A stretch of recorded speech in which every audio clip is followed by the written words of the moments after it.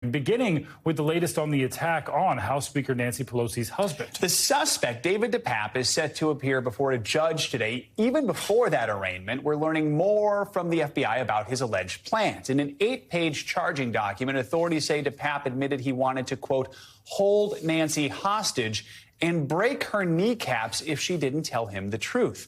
This morning, Paul Pelosi is still in intensive care, but in a statement, the Speaker's office said he's making steady progress on what will be a long recovery process. For more on all this, we are joined by NBC News Justice and Intelligence correspondent Ken Dilanian in Washington.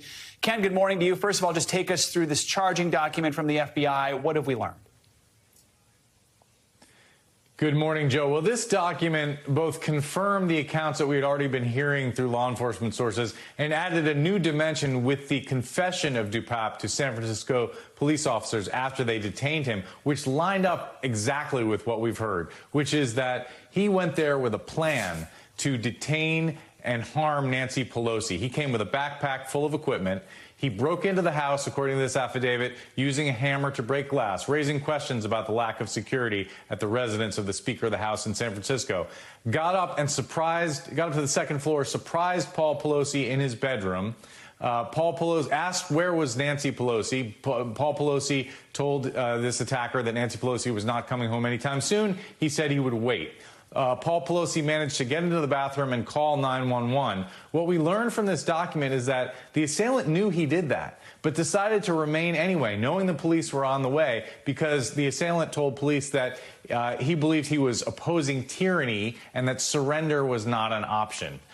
He told police, police arrived and saw both men holding this hammer and then asked if everything was okay. The attacker apparently said everything's fine, then wrested the hammer immediately away from Paul Pelosi, struck him in the head with it. Police tackled him and arrested him. The attacker later told police that his plan was to detain Nancy Pelosi and question her, and that if she lied, which he assumed she would, he was going to smash her knees with the hammer.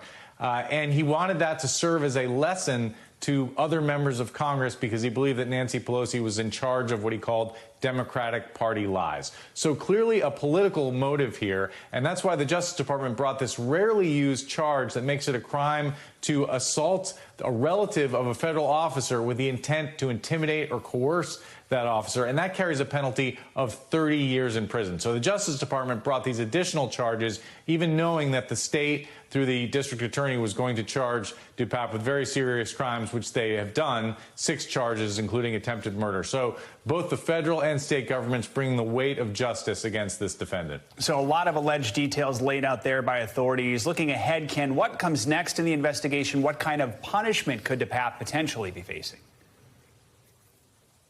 He's facing decades in prison on both these federal and state charges. As you mentioned, he's due to appear in court today. And there are still some unanswered questions about this.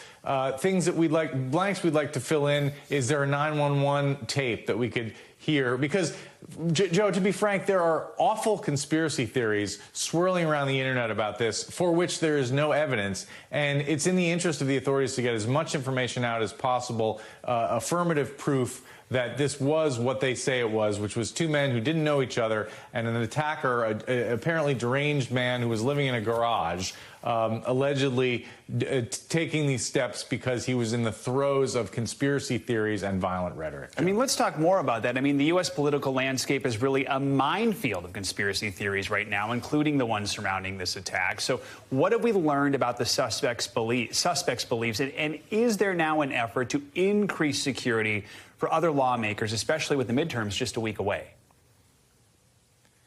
On security, there absolutely are discussions about, for example, whether family members of senior lawmakers need to be protected and whether security, writ large needs to be increased as there are these growing threats to lawmakers around election fraud and other issues.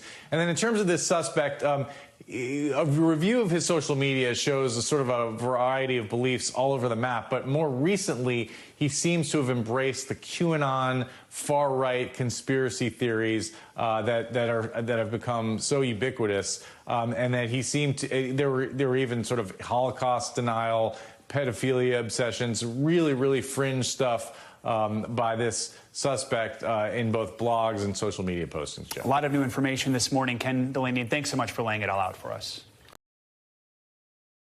Thanks for watching our YouTube channel. Follow today's top stories and breaking news by downloading the NBC News app.